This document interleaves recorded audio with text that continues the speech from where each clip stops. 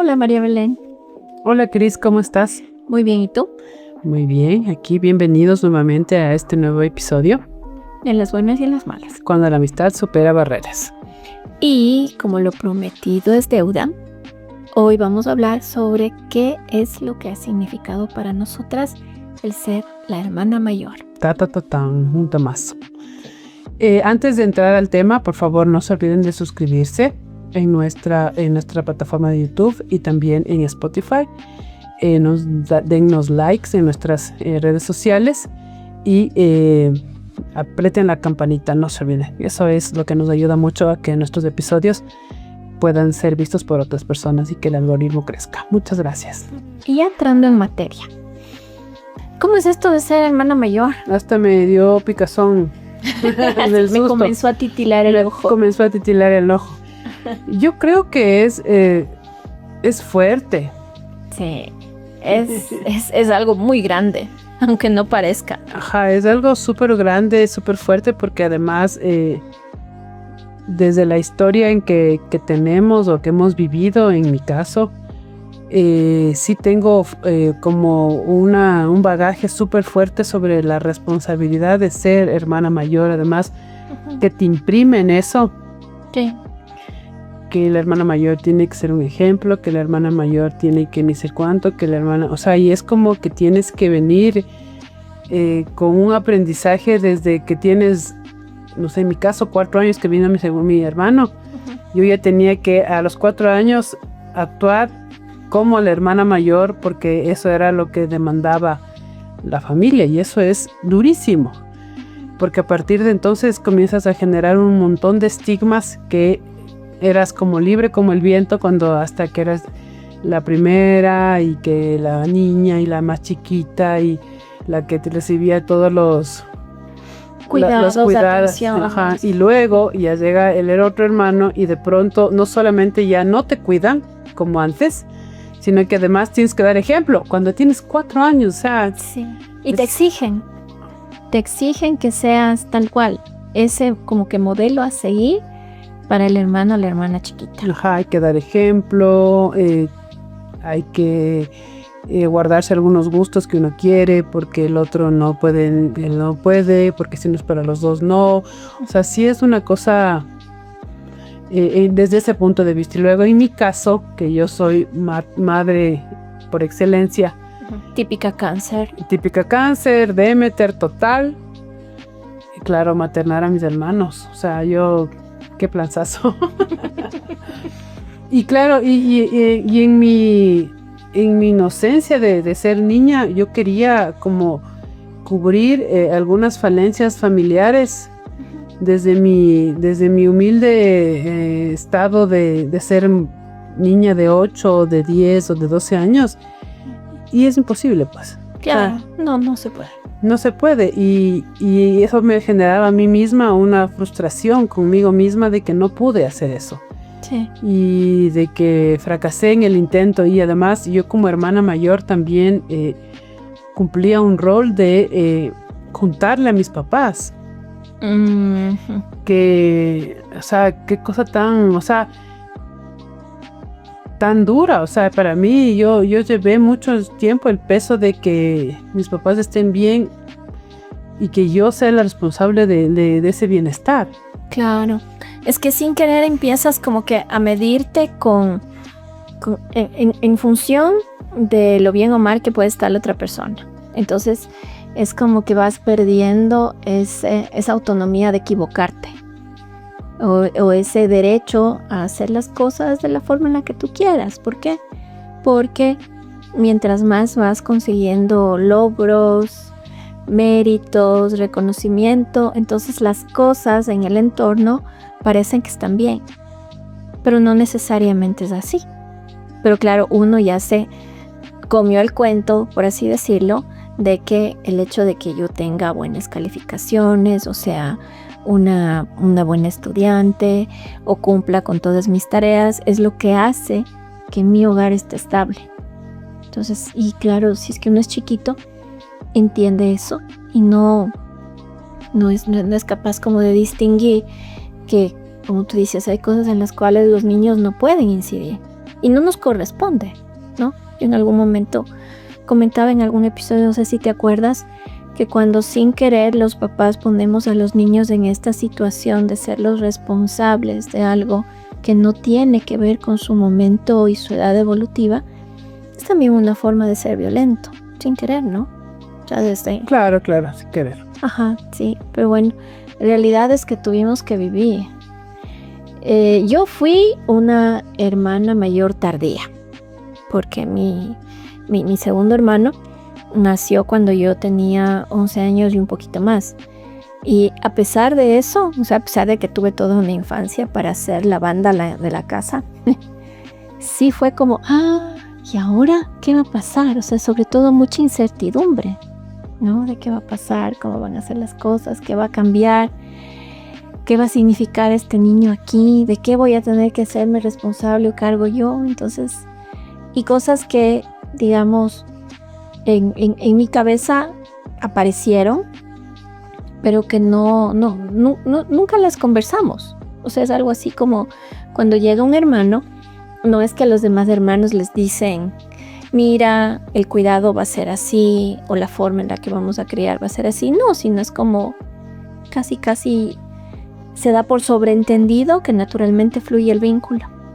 Y no siempre es tan claro el hasta dónde llega, cómo es. Claro, y eso es una responsabilidad, obviamente, de los padres de poder manejar esta situación. Y creo que en esa época había mucho desconocimiento y todo era como mucho más natural. Sí. Y venían los hijos que venían y era como se podía. Y creo que esa era responsabilidad de los papás. Pero claro, no había ese conocimiento y por eso es que tanto hermanos mayores como medianos como pequeños vinimos acá como pudimos. O sea, justo en el episodio que hablábamos de los hermanos, veíamos como los hermanos más pequeños, cuando eran grandes las familias, ya se criaban solos. Y las hermanas mayores asumían el cuidado de los hermanos pequeños. Sí. Cosa que no tenía que haber correspondido, porque cada uno tenía que vivir su propia vida. Y en mi caso no, obvio, o sea, no pasó eso, pero no es que me hice cargo de uno de mis hermanos ni nada por el estilo, pero mi instinto me hacía que yo sea como madre de mis hermanos, o sea, como que quiera resolver los problemas de mis hermanos, no ser mamá, obviamente, no, pero sí resolver, o sea, y claro, mientras más grande fui siendo, sí iba resolviendo ciertos problemas que mis hermanos tenían en la escuela, o sea, a veces pasaba cosas y mi hermano decía que... Pasaban cosas. Que mi mamá se fue de viaje y que no estaba y que yo vaya al colegio. Y yo estaba en la universidad y entonces me tocaba faltar a la universidad para ir al colegio a hablar con el profesor porque mi hermano hizo algo y tenía que llamar al representante y iba yo. Entonces yo le contaba a mi mamá, después de ir yo, mami, verás, pasó esto. Entonces, claro, yo era como que la que mediaba la situación entre mis hermanos y mis papás para que no les vaya tan grave.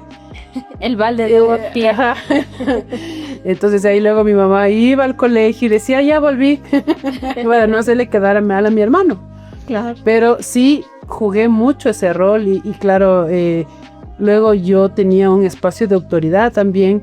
O sea, que tú dijiste justo que entre los hermanos todos somos iguales, pero que el orden es importante. Pero en mi caso yo sí tenía, porque yo después ya trabajaba, mis hermanos siguen en el colegio.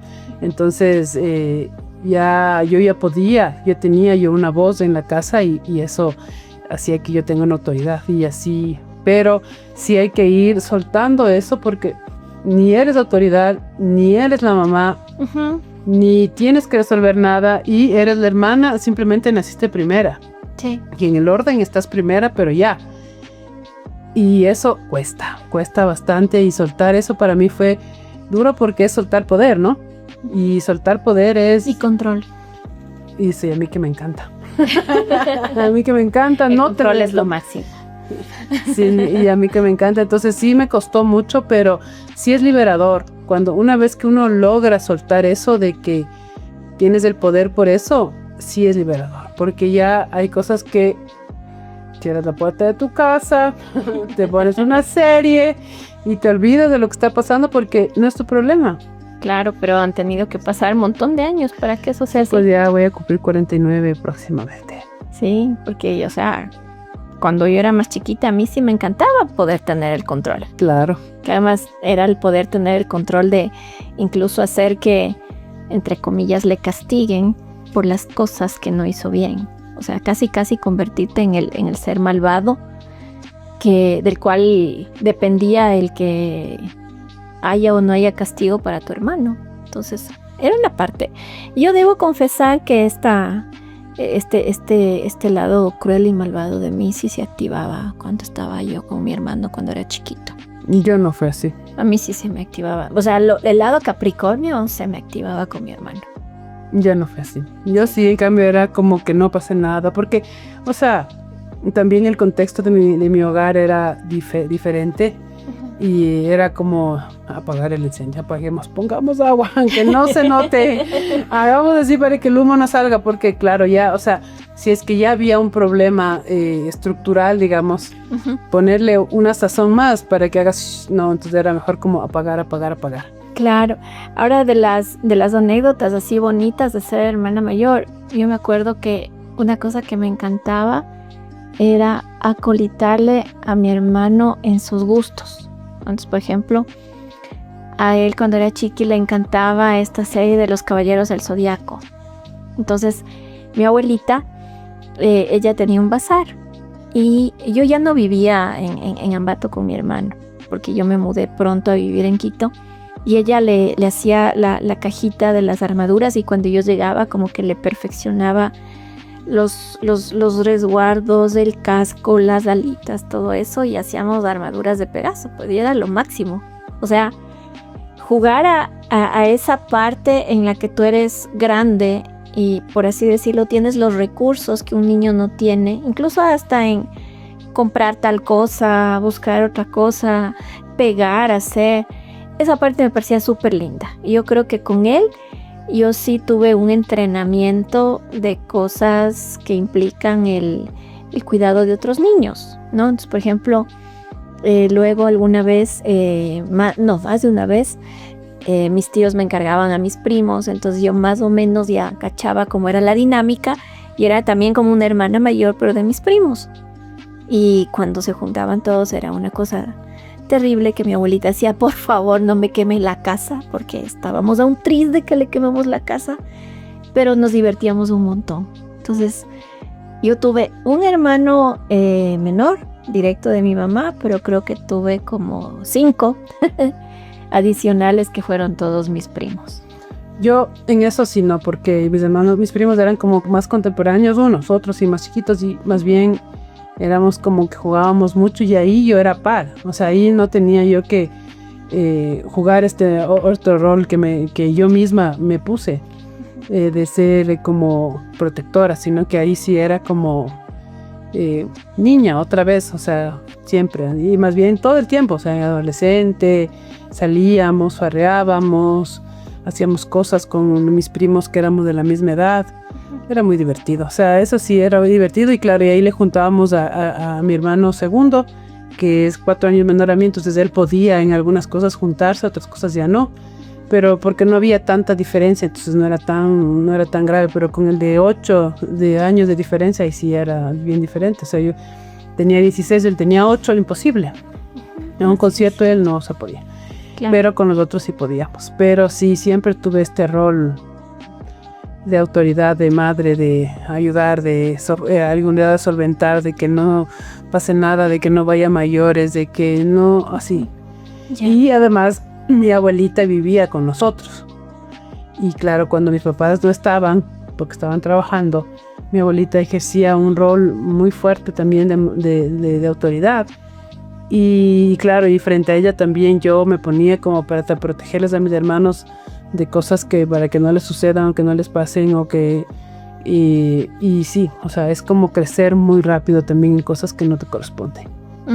Sí, y ese es otro tema que yo justo aquí había notado, que hay muchísimos casos en los que la hermana mayor termina como que obligada por las circunstancias o obligada por las circunstancias a madurar en un momento en el que todavía debería estar jugando o debería estar haciendo travesuras con los demás, ¿sí?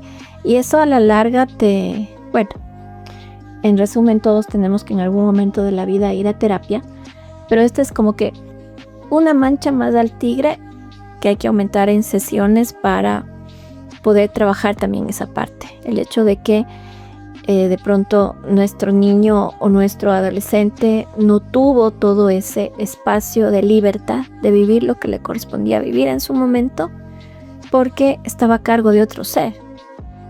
O tener preocupaciones que no te correspondían. Ajá. Había preocupaciones que no nos correspondían en esa edad. Yo me acuerdo de mi adolescencia teniendo responsabilidades que no me correspondían. O sea, y más allá de que sí ejecute o no algo, por ejemplo, pasaba algún evento en mi casa y decían que no le iban a festejar el cumpleaños de mi hermano. Esa no era una preocupación que a mí me correspondía. Claro. Pero igual la tenía. O sea, era un dolor que no me correspondía, igual lo tenía. O sea, ¿cómo no le van a festejar? Es tan chiquito, él está tan ilusionado, ¿cómo? O sea, y yo quería resolver eso. Entonces yo mismo hago, yo pongo, yo hago, yo veo, yo hago alguna cosa, yo busco recursos para así hacerle, o hablaba y mediaba para que suceda. Entonces, pero esa responsabilidad no me correspondía en ese momento. O sea, y es como ese momento yo tenía que estudiar, estar con mis amigas, no sé, tener preocupaciones del cantante de la época. Ahorita me viene a la mente Menudo, o lo que sea, Ricky Martin, lo que fuere, pero no la preocupación de que mi hermano no va a tener su fiesta de cumpleaños y que ahora cómo hacemos para que sí tenga y lo que sea, o en la Navidad, o cualquier cosa. Y eso, o sea, es como esas cosas que son fuertes y que no hemos hablado mucho ni de nuestras madres ni de nuestros padres, porque son temas fuertes y que en algún momento lo hablaremos.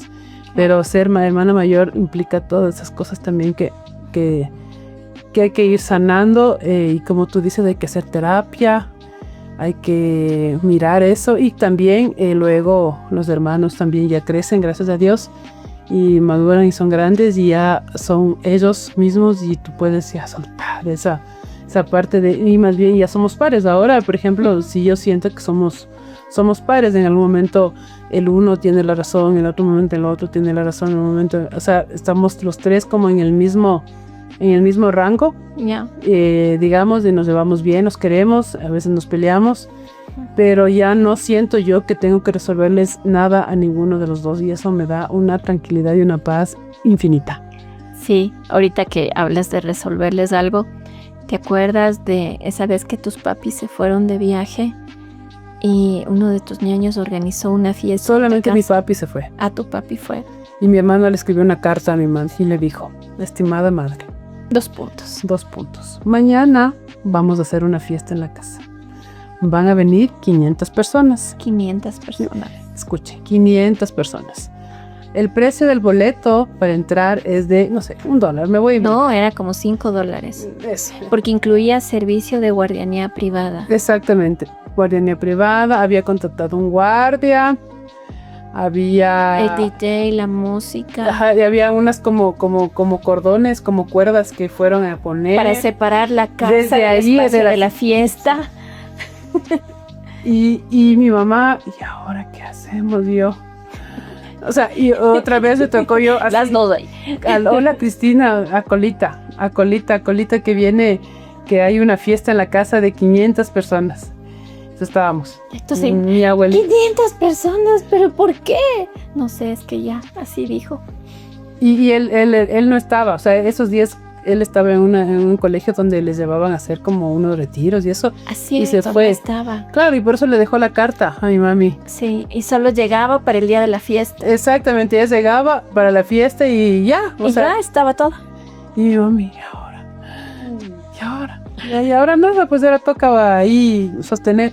Entonces estábamos mi hermano mayor, mi hermano que me seguía, la Cristina y yo, mi abuelita, mi mamá y la señora que vivía con nosotros, así viéndome.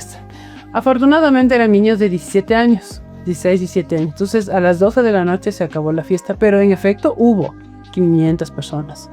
había fila afuera para que entren, vino la policía a vigilar el evento. Bueno, pasaron así cosas que no vamos a contar ahorita, pero fue un fiestón. Fue un fiestón. Hasta cantaron 17, ¿te acuerdas? Cruzan por su vida. Sí, y las dos con ganas de bajar a la fiesta, pero no, había que demostrar autoridad y control. Claro, o sea, solo estábamos viendo de que no se muera nadie, que todas y todos se regresen a sus casas. Cuidado las esquinas. Eso, ajá. Hay algunas anécdotas más privadas que no vamos a contar hoy día, pero sí, o sea, era ese tipo de cosas y claro, él era más pequeño, imagínate, 17 más 8, nosotros ya teníamos 25 años, o sea, Claro. ya habíamos salido de la universidad, ya, o sea, era una diferencia abismal y yo decía, ¿cómo puede ser posible que él sí haya podido hacer una fiesta así y yo no? Sí, ¿te acuerdas que decíamos qué poco poder de convocatoria? Claro, la nuestra, pero... Claro, porque en la universidad, cuando estábamos en algún momento de la vida en una especie de movimiento político, las reuniones del movimiento político eran 100 autos y adentro 30 personas. O sea, sí habían 100 personas, pero eran más carros que personas. O sea, en cambio en otros movimientos había menos carros. Ajá. Y un montón de gente y no lo logramos. Y entonces esta criatura en menos de una semana y a distancia, control remoto, logra juntar 500 personas. Y desde ahí tenía esos poderes él de organizar ese tipo de eventos así. Sí. Oh, mi hermano también hizo una cosa que la contamos. Estaba en campaña para la presidencia del colegio estudiantil de su colegio. Y resulta que era un tema de quién tenía como que la campaña mucho más guau del mundo.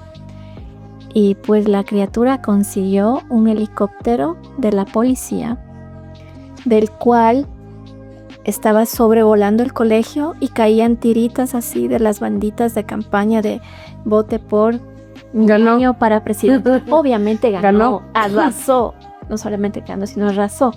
Pero tal cual, o sea, eran de esas cosas. Creo que tu hermano y mi hermano son contemporáneos. Que uno decía, ¿cómo lo logran? O sea, qué capacidad para hacer estas cuestiones y uno teniendo que estar así de sostén del, ok, ya de acuerdo, no va a pasar nada, todo va a salir bien. Entonces, esa es una parte súper chévere de ser hermano mayor. Como que el irte dando cuenta que sí aprendieron un montón de cosas de nosotros también. De que a pesar de que nos pseudo obligamos a ser su ejemplo, fue algo sano. Y que son unas personas, unos seres humanos muy adorables.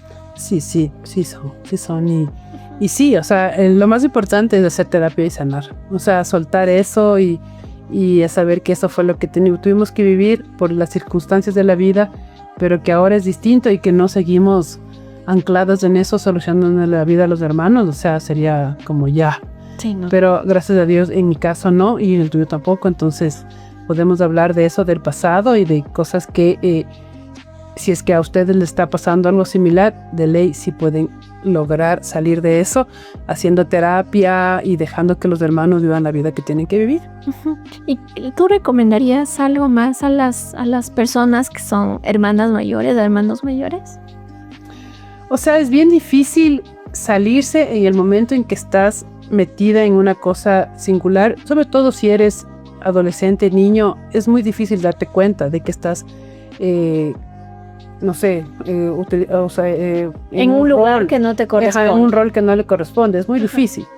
Pero ya, si es que ya estás un poco más grande, sí, lo que sí recomiendo es salirse de eso, hacer terapia, la que sea, cualquier camino de terapia es posible y está bien. Pero eso, o sea, simplemente eso y no latigajes y no simplemente decir que eso es lo que se tocó vivir y nada más. Sí, y yo le añadiría a eso como que disfrutar esos momentos en los cuales puedes ser cómplice de tu hermano, ¿no? Porque en verdad son un tesoro, después se convierten en anécdotas para que las puedas contar en un podcast. Entonces es algo que sí le llena a uno el corazón, ¿sí? Y con esto nos despedimos de ustedes. Muchas gracias por mirarnos y no se olviden de suscribirse, darle like a la campanita y likes en todas nuestras redes sociales. Muchas gracias y nos vemos en un próximo episodio.